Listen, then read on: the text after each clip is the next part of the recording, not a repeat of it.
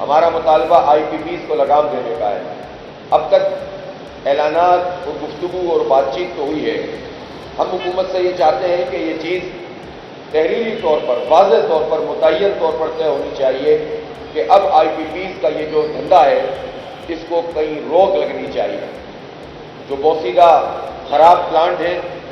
ان کو ٹھکانے لگنا چاہیے، ان کا بوجھ ہم نہیں اٹھا سکتے۔ جو غلط معاہدے ہیں جب جانچ پڑتال ہوگی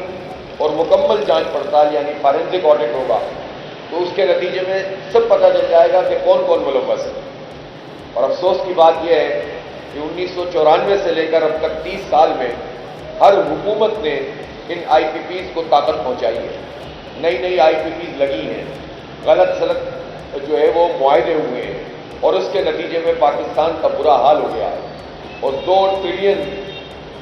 ارب یعنی 2 ٹریلین روپے پاکستان کے لوگ ہر سال اگر اپنے بلوں میں لگ کر یا ٹیکسوں کی صورت میں جمع کر کے ان چند لوگوں کو فراہم کر رہے ہیں تو آپ سوچ سکتے ہیں کہ ہماری معیشت کیسے پنپ سکتی ہے۔ ہم کیوں یہ ہزاروں ارب روپے ان کو جمع کرائیں؟ جو ہمارے بھاشا ڈیم کی بات چل رہی تھی، 1400 ارب روپے کا وہ پروجیکٹ تھا، ایسا ہی ہے نا؟ 1400 ارب روپے کا مطلب یہ ہے کہ جو IPPs کو ہم صرف وہ پیمنٹ ادا کر رہے ہیں جو وہ بجلی بناتے نہیں ہیں، اس سے بھی کم قیمت میں وہ ڈیم بن جاتا۔ 1 سال میں جتنے پیسے ہم ان کو دیتے ہیں اس سے بھی کم قیمت میں وہ ڈیم بن جاتا، لیکن ہم نے اپنا وہ کام نہیں کیا، بلکہ ہم ان چند لوگوں کو ہماری خون پسینے کی کمائی وہ جو ہے وہ نچوڑتے چلے جاتے ہیں۔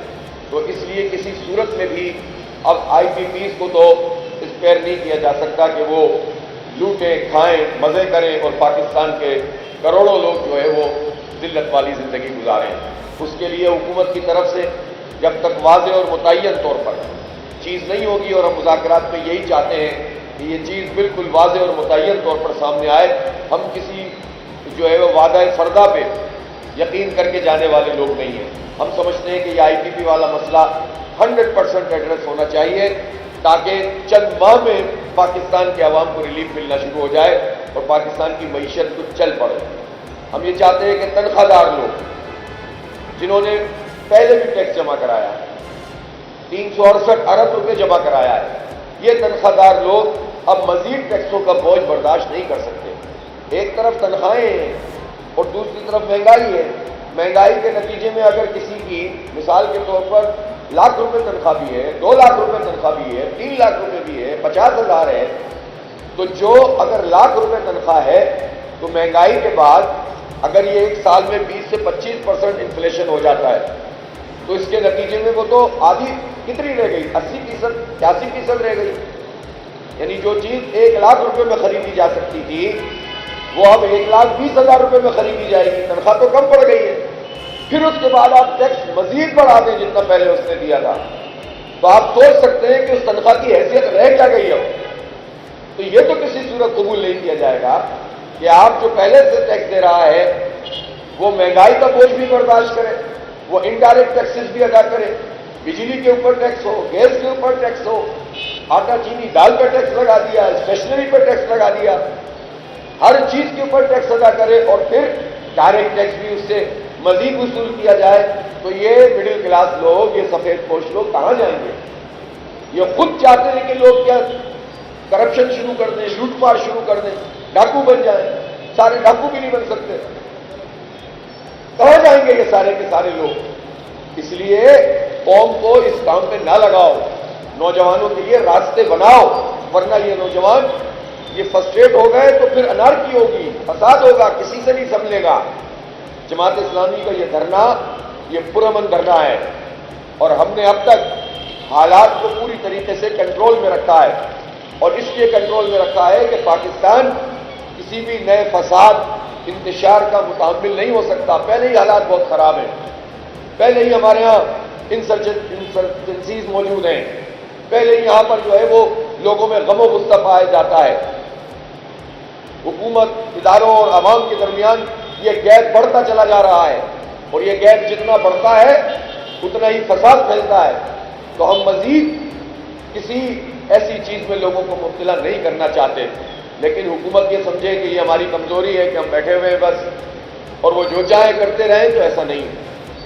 یہ آج 14واں دن ہے اس دھرنے کا۔ ہمارے مطالبات بہت واضح ہیں، آئی پی پیز کو لگام دو، اس کا پورا اثر بجلی کے بلوں میں لاؤ، تنخواہ دار کے ٹیرف کو کم کرو، بڑے جاگیردار اور جو لینڈ ہولڈنگز ہیں ان کے اوپر ٹیکس لگاؤ۔ پاکستان میں اس طبقے کو کیوں استثنا حاصل ہے؟ ایک غریب تو اپنے موبائل کے کارڈ میں ٹیکس ادا کرے، لیکن بڑی بڑی جاگیروں والے اگر ٹیکس ادا نہ کریں تو پھر کیسے چلے گا ملک؟ تنخواہ دار 368 ارب روپے دے انکم ٹیکس کے، جاگیردار 5 ارب روپے جمع کرائے پورے پاکستان میں۔ ہم چھوٹے کسانوں کی تو بات نہیں کر رہے، چھوٹے کاشتکاروں کو تو ہم کہتے ہیں ٹھیک ہے ان کو تو ریلیف دو، لیکن بڑے جاگیرداروں کو تو ٹیکس نیٹ میں لاؤ، ان سے تو وصول کرو، اور ان جاگیروں کو کہ جو جاگیریں انگریز کی عطا کردہ تھی، جو انہوں نے اپنی محنت سے نہیں کمائی، ان کی اولادیں مزے کر رہی ہیں، سیاست بھی ان کی، سماج میں گرفت بھی ان کی، دولت بھی ان کی، معیشت بھی ان کی، زراعت بھی ان کی، پھر گنے کی فصل بھی ان کی اور ملیں بھی ان کی چینی کی۔ تو یہ ایسا طبقہ جس نے اپنی محنت سے نہیں کمایا، ان کی زمینیں تو کسانوں میں تقسیم ہونی چاہیے، لینڈ ریفارمز ہونی چاہیے۔ تو ہم یہ سمجھتے ہیں کہ پہلی مرتبہ پاکستان میں یہ بات ایڈریس ہو رہی ہے، جماعت اسلامی کو کریڈٹ جاتا ہے کہ اس نے محروموں، مجبوروں، مزدوروں اور کسانوں کی بات کی ہے۔ وہ ایکسپورٹر کہتا ہے کہ ہم ٹیکس دے سکتے ہیں، ٹیکس میں اگر آپ کچھ تھوڑا سا اضافہ کرتے ہیں وہ اس کو بھی قبول کر لیتے ہیں، لیکن وہ یہ چاہتے ہیں کہ جس طرح چل رہا تھا کہ آپ ڈائریکٹ ٹیکس ہم سے لے لیں اور یہ ایف بی آر کا دھندا اس میں شامل نہ ہو۔ تو یہ بہت جائز مطالبہ ہے، ایک نئے خرابی اور کرپشن کی طرف کیوں دھکیلنا چاہتے ہیں؟ لہذا سیدھا سیدھا مطالبہ ہے ہمارا کہ ایکسپورٹر سے آپ ٹیکس لیں اور اسی طریقے سے لیں جس طرح چلا آ رہا ہے، ایک نیا فساد پیدا کرنے کی ضرورت نہیں ہے۔ ایف بی آر کا جہاں تک تعلق ہے، ایف بی آر کے 22 سے 25 ہزار ملازمین ہیں، اور آپ کو معلوم ہونا چاہیے کہ خود ایف بی آر میں کچھ انویسٹیگیشن کی گئی ایک زمانے میں، زیادہ پرانی بات نہیں ہے، 1299 ارب روپے کی وہ کرپشن سامنے آئی کہ جو پیسے ٹیکس میں وصول کیے جانے تھے اور رشوت لے کر چھوڑ دیا گیا۔ ٹیکس نیٹ کی بات ہی نہیں کر رہا میں، جو بڑا نہیں، لیکن جو ٹیکس دے رہے ہیں ان کو رشوت دے کر چھوڑ دیا گیا، وہ 1299 ارب روپے۔ آپ مارے پھرتے ہیں لوگوں سے، 1 ارب ڈالر کی بھیک مانگتے ہیں، 2 ارب ڈالر کی بھیک مانگتے ہیں، یہ تقریباً 4-5 ارب ڈالر بنتے ہیں جو صرف ایک ایف بی آر والا کرپشن کر رہا ہے، جبکہ ٹیکس جمع کیا کر رہا ہے؟ وہ ڈائریکٹ ٹیکس سے آپ اتنا سارا ٹیکس جمع کر لیتے ہیں، امپورٹ پہ ٹیکس کاٹ لیتے ہیں، تو اتنے ملازمین کو ہم پالیں، ان میں سے بے شمار کی کرپشن کو بھگتیں، سسٹم کو مشکل کریں،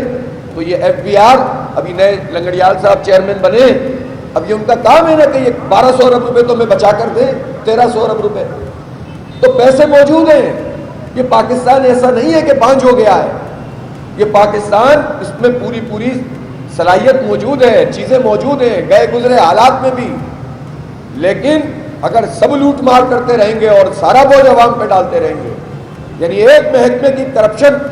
اگر ختم ہو تو پاکستان کے یہ بجلی کے بل کتنے کم ہو سکتے ہیں، لیکن یہ کام کرنے کے لیے حکومت تیار نہیں ہوگی، اور اس کا سبب یہ ہے کہ یہ بھی ایک پوری نیٹ ورکنگ ہوتی ہے۔ کوئی ادارہ اور ادارے کا کوئی آدمی اکیلا نہیں کھا رہا ہوتا، اکیلا کھانے والا تو جلدی پکڑا جاتا ہے، لیکن جب پورا کا پورا سسٹم بنا ہوا ہوتا ہے، نیچے سے اوپر تک کا، اوپر سے اور اوپر تک کا، اور اوپر سے اور اوپر تک کا، تب جا کر یہ مسئلہ جو ہے یہ ہوتا ہے کہ یہ پورا ایک جال بن جاتا ہے، اور یہ جال پورے پاکستان کو برباد کر رہا ہے۔ یہ تو ایک محکمہ ہے، آپ جس محکمے کو اٹھا کر دیکھیں اس میں یہ کرپشن نظر آتی ہے۔ تو آپ گورننس اچھی نہ کریں، کرپشن ختم نہ کریں، آئی پی پیز کا پیٹ پالتے رہیں، ان کو فراہم کرتے رہیں، اور کہیں کہ ہم بجلی کے بل کم نہیں کر سکتے، ہم تنخواہ دار کا ٹیکس کم نہیں کر سکتے، تو پھر کیسے بات بنے گی؟ لہٰذا ہمارا دھرنا یہاں موجود ہے۔ آج یہ دھرنا انشاءاللہ ایک بڑے جلسہ عام کی صورت میں ہوگا، مارچ بھی کریں گے اور جلسہ عام بھی کریں گے، اور آج کا یہ دھرنا انشاءاللہ ایک نیا پیغام دے گا پوری پاکستانی قوم کو۔ 2 ہفتے مکمل ہونے پر آج ایک بہت زبردست جلسہ کریں گے ہم انشاءاللہ۔ میں پاکستانیوں سے ارد گرد کے لوگوں سے اور جہاں جہاں ہماری آواز پہنچ رہی ہے ان سے کہنا چاہتا ہوں کہ وہ اس دھرنے میں شریک ہو، اپنی پرامن سیاسی مزاحمت کے اس کلچر کو فروغ دیں۔ ہم تصادم نہیں چاہتے، ہم لڑنا نہیں چاہتے، ہم انتظامیہ سے مٹ بھیڑ نہیں چاہتے، ہم پولیس سے نہیں لڑنا چاہتے، ہم اداروں سے نہیں لڑنا چاہتے، لیکن ہمیں اپنا حق چاہیے، پاکستان کے غریبوں کا، مڈل کلاس کا حق چاہیے، اور اس کے لیے ہمارا یہ دھرنا جاری ہے۔ اور آج ہم نے اپنی